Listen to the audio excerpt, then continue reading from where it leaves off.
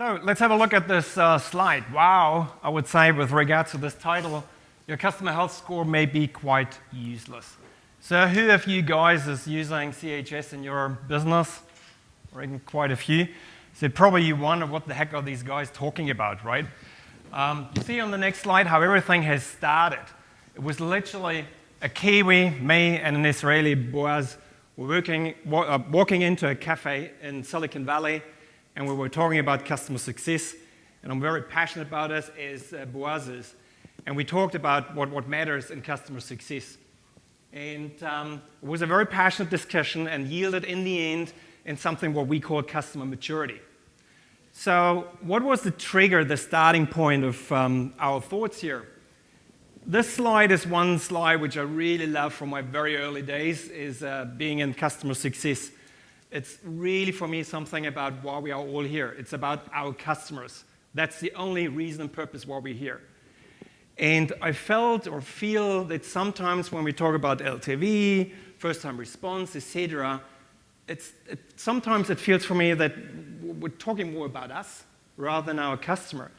It's certainly correct that CHS has its place, so we should not stop this. It's important to do this because we understand where the customer is right now, what we want to do as the next steps, and what is the outcome of those steps. So that is all logic, makes sense. We should continue with this. The other aspect you bring in is certainly the segmentation. So we all, I reckon, do segment our customer base. It certainly matters if a customer has joined, let's say, 1 week ago or 3 years ago. We segment by location, etc., and all the other reasons you see over there. But still, there was something which we felt something is missing in this picture to get a clear view on the customer health score, and therefore we have chosen this blurry picture. And now Boaz is going to tell you a little bit about this something. So he has 2 examples he's going to share with you. Thanks, Raj. So let's try to take specific examples. I was a VP of customer success at a company called Mashery. Mashery provided API management solutions to customers. And let me talk to you about 2 customers of mine that on the face of it were both healthy and exactly the same. One is a large retailer. The other one was a large information management company. So from a size, if I start with a segmentation, from a size perspective, they are both large customers. They were both West Coast based, so the same location. And they both have been with us for a number of years. So from a stage perspective, they are also at the same segment. From a health score perspective, high usage, strong relationship up and down the management level, from working level people to management, repeat expansion with both of them, and high CSAT. So on the face of it, they were both healthy customers. The thing is that they were extremely different from one another, right? What we thought were the same from a health score perspective turned out to be completely different from the perspective of what should we do with them. You see, the first customer, the retailer, had a single office where they supported a single business. They are a company that grew organically, and therefore they had a very, very strong team of people that were very professional. When they interacted with us, it was all about how fast can you get with the next feature, how cutting through the edge of your execution SLAs, right? When the response time turned down from 99.96 to 99.94, I would get a call from their VP. They were that good, right? The other customer operated out of 3 offices in multiple offices supporting 3 different businesses because they grew by acquisition. And they had a very complex environment that also meant a varying degree of quality among their team. They spent a lot of their time and their energy in their team getting their house in order, organizing their infrastructure, getting systems working at the same levels, upgrading the level of people in some businesses, et cetera, et cetera. So their interaction with us was completely different. So as you can see, the health was the same on our scoring cards, right? But health alone is not sufficient. Clearly, something is missing, right? The difference between these 2 companies was not in the relationship we had with them, which is what health score is all about. It was in the way they run their business, which is what we call customer maturity index. Now, customer maturity is a concept that existed for a long time. The capability maturity model has been invented in Carnegie Mellon universities back in the 1980s and has been since propagated to books and conferences and models to just about every function in the business. In fact, I'm willing to bet every one of your companies is using maturity models in some areas. Let me give you one example. Anybody in this room has salespeople that are qualifying their leads? Of course you do, right? Some of that qualification is not about you, it's all about that customer. Do they have budget? Are they big enough? Are they ready to use our solutions, right? Those are characteristics of the customer irrespective of us. The sales team or the marketing team, depends who does that, wants it to be a singular decision, yes or no, qualified or unqualified. Unqualified, don't deal with them, we don't have time. Qualified, let's try to sell them. The thing is that customers are not binary. Customers go on the continuum. They reside somewhere between completely immature to extremely mature, right? And there are different characteristics to those that we, in customer success, as we manage customers, need to acknowledge. There might be some customers on the very low end where their ability to use your software is very limited. In order to do that, they need a lot of services, which means that your gross margin is low, maybe even negative, which means that your CAC ratio, right, the time it takes you to recoup the investments, is too long. Conclusion, you probably don't want to sell or maybe not want to serve those customers, right? But even those that come beyond it, right, those are the qualified leads that became customers, they're also not singular. They go on a continuum, right? At the very low end, if you want to make them successful, you need to invest in services to them. Their ability to charge revenue on software is limited. The need to charge for services is high. Consequently, gross margin is low. And again, you have a highly hard to scale situation. As you move upward on the maturity curve of customers, customers are able to use more of your solution. They're able to use higher features, which means you can charge them higher dollars for software. At the same time, they don't need as much services. They get it, they can do things on their own, and the combination is high revenue, high gross margin, scalable business. This is where we want to get to. But each of the groups here have different characteristics that we need to manage. This is why the concept of customer maturity is so different from customer health score. You see, customer health score, at its heart, is a measure of the relationship between you and your customers. And it's aimed at predicting the trajectory: churn, retain, expand. Customer maturity is completely different. It's a measure of the sophistication by which your customers run their business, and consequently, can they use your solutions? The aim of that characteristic, right, the customer maturity index, is to predict or advise you what should you do with that customer to help their problem, not yours. Sometimes they correlate, but not all the time. So if we were able to convince you that this is worthwhile thinking of, your next question in your mind should be, okay, Boaz, Ralph, yeah, we think this is probably worth spending time on. How should we do that? Well, the bad news, there is no cookie cutter approach to this. If we are saying that customer maturity measures the maturity of your customers, and every business you are selling to is different from others in this room, then you need to generate your own customer maturity characteristics, right? The good news is that we have developed a methodology that we believe will take you some, maybe most of the way there, right? I don't know if it's 50 or 60 or 70 or 80%, but if it helps you get there, then we are better off. Let's walk through this methodology. Borrowing from other maturity models, we believe that to assess a function, say customer success, this is what we do, you need to look at 4 characteristics. The charter, is it clear? Is it high level? Is it sophisticated enough? Does the function have enough support and clout in the organization to make decisions, right? To get things done? Is it senior enough in how it's structured? People. Are the roles and responsibilities clearly defined, or is everybody doing what they feel to solve a problem, right? Are there enough people to do the job, or are they overworked, in which case they can't really get to the kind of solutions you ask them to do? Do they have track record of success in the people that are working? Then we move into processes. Are their processes well defined? Are they repetitive?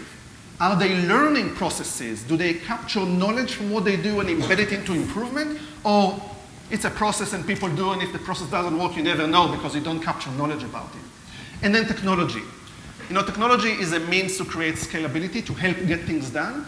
But in many organizations, we found out, I'm sure I'm preaching to the choir, that technology is an inhibitor. If the technology, the IT environment is too complex, too many point solutions, it's an inhibitor for us to do our business. So is the use of tools effective or not? Are there enough good reports or not? Is the environment supporting or slowing down the business? Now, this is a methodology, it's a starting point. What you need to do in your organizations is to figure out which are the right questions that go in there and then expand them into some kind of a survey look-like structure so you can actually score.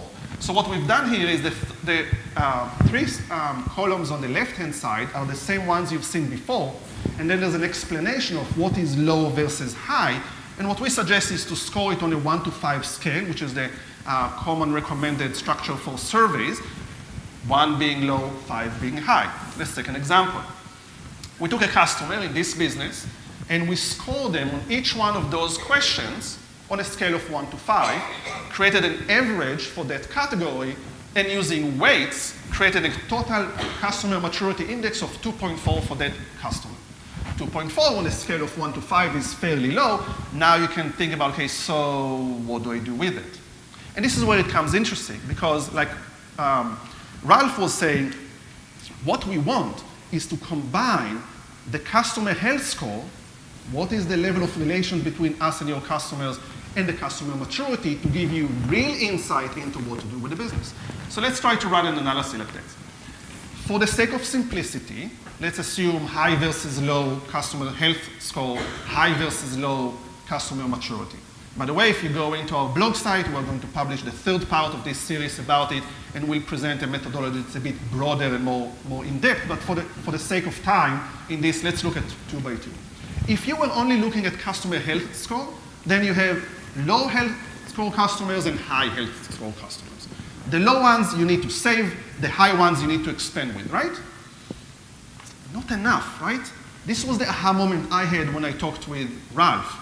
Intuitively, we know there are other characteristics here. We just couldn't put our finger on it. Well, customer maturity index give you that analysis. For example, if the customer has low health score and low maturity, you have 2 problems to fight at the same time, and that's normally not a good suggestion, not something that is easy to do, right? You both need to increase the level of relations with that customer, but also you need to teach them about how to run their business. That might be too hard, so you may want to either churn them proactively, Mr. Customer, you're not ready to use my software, we'll talk to you next year if you're ready, or do nothing and let them churn on their own if they can. If you have a lot of resources, go at doing everything. If you're strapped on resources, you need to make tough decisions. If on the contrary, if the customer has low health score with you, but is mature in their business, those are the ones you want to focus on saving. Those are the ones you want to invest in. You need some services to invest them in the relationship. You want to teach them about your product. You want to do training. You want to give them the right solutions. You want to tell them about the most advanced features you have. They're advanced, right? They know what to do. They'll figure it out. You need to improve your relations because from a maturity perspective, they're good. The high and high are the easy customers, right? These are the ones who are both solid in their business and like you. They're the ones you want to sell more features to. They know their business. They know it's good, assuming your service is of high value. They're also the ones that you want to put in your customer advisory board because they can advise you on the next set of features. They're the ones you want to do advocate marketing with because they're the thought leaders in their industry. They're the people that others respect. They're the ones you want on your website in case studies and promotions, etc. Which is completely different from customers with whom you have high health score but are low on maturity. For some reason they like you, and maybe they are using you in some good manner, but they're not mature in their business. If you are trying, so normally you would say, I need to retain them. If you have the aptitude for more services, if you're willing to invest, by all means, you can try to move them from low maturity to high. but you need to acknowledge that that will require a lot of services, which means lower gross margin. If you're up to date, by all means. If you're not, this is the distinction between which customers to invest in and which customers are not. Make sense? So far, it's all theory, right? And theory is only good as good. So what we'd like to do in the next 9 minutes is walk you through a real-life example of customer maturity index in the real world. Ralph has implemented that at ProMap and is going to walk through what he did and how he did it to make it work. Right? So I take you now onto a journey and put the last 12 months, more than 500,000 minutes, into just 5 minutes. So that's certainly a challenge, but let's see how that goes. Just a few words about ProMap. We're a New Zealand-based company operating globally. We have a SaaS product which allows you to create, maintain, and deploy business process maps. We have a module which allows you to run continuous improvement ideas and suggestions. And we have a third module which is about risk management, because every process is linked to risks. This is all what we need to know about this. So a lot of process-related stuff. And when I joined the company in 2015, we had a very challenging situation because our churn was a little bit going through the roof. It was more than 10%. And we were wondering, okay, what's the root cause of this? And what we did then, quite obviously, we talked to our customers. And when we talked to our customers, the first surprising aspect was for us, it was not about our product, it was not about our service, it was about our customer and their organization. And later we connected the dots to their maturity in their organization.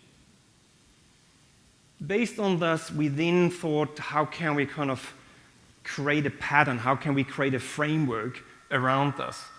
And what we have, we're quite lucky in our industry at least, there are very well-established maturity models. CMMI is something we're using, and which is well known. The PIM is the other one. So we looked at those frameworks and thought, okay, what can we apply from this framework? And I will share a little bit of those details with you in a second.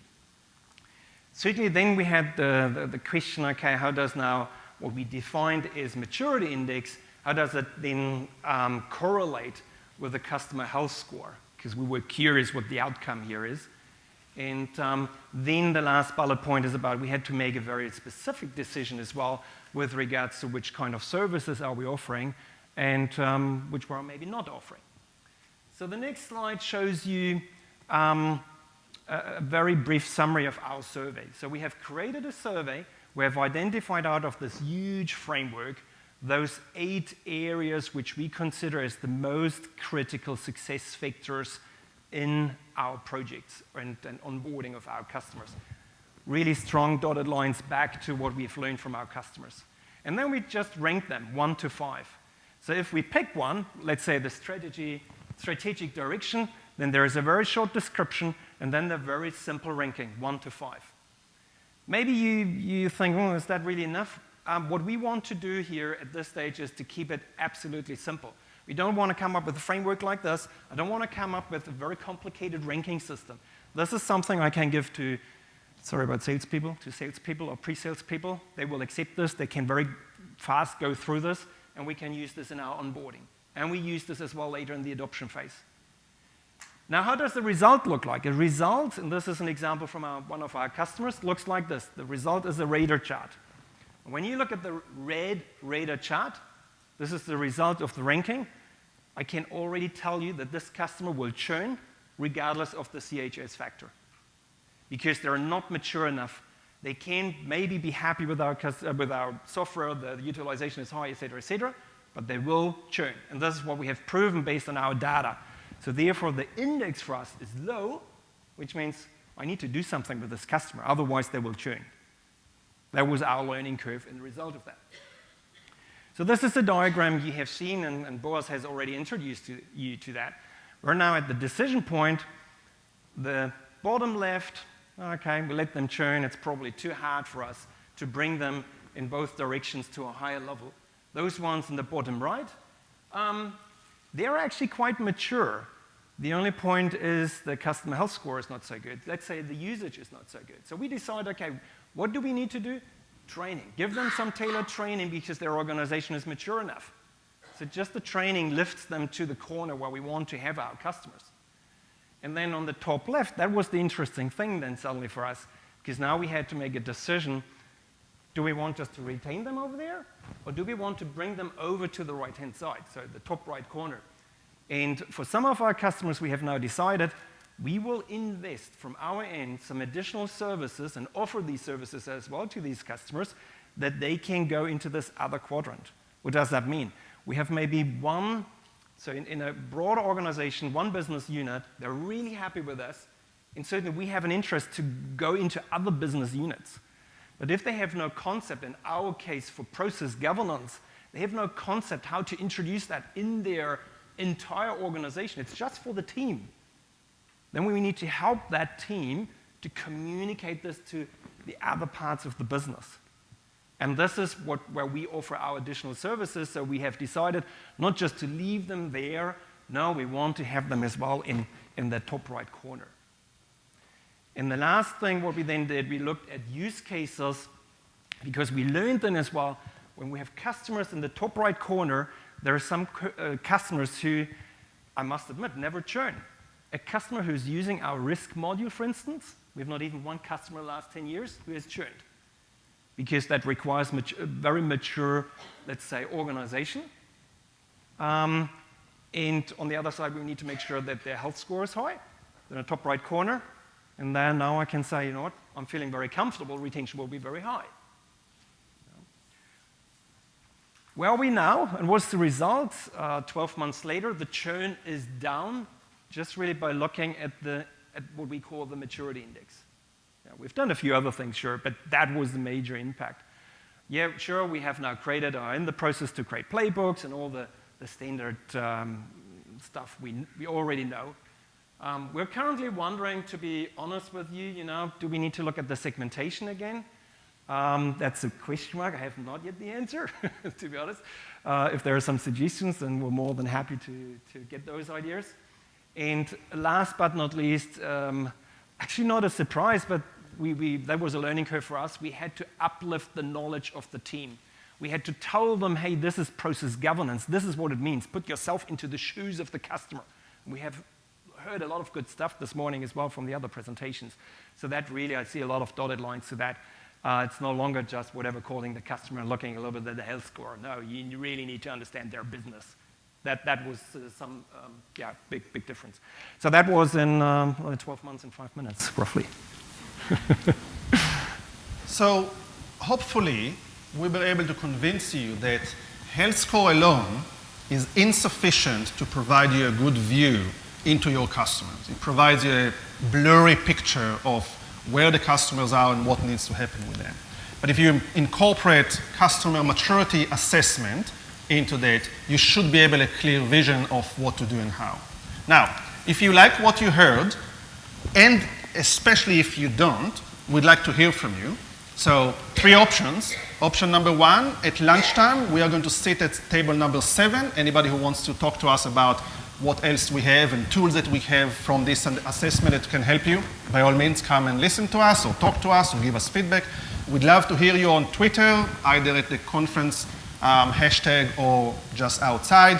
And also, we have published 2 blog posts about this concept, introducing the problem and qualifying it. The 3rd one is going to come up early next week, where we are going to detail the methodology we just talked about and some of the tools that you can use. Please give us feedback on that as well. We'd love to hear the good, the bad, and the ugly. To me, this was a concept that kind of sat with me. Something was wrong when we talked about customer health score, and it was an aha moment when I talked to Ralph and kind of put the finger on, it's the maturity of the customer. So some of the stuff that we're doing here was intuitive, and I kind of, even from the body language during this presentation, it feels like many of you feel the same. It kind of, you probably do some of that already in your daily job. You just don't call it customer maturity. You just do it, right? Irrespective of the customer health score. Having that as a model, as a concept, I think makes it more powerful and can enable that intuition be turned into a real model and a scalable one. So thank you very much.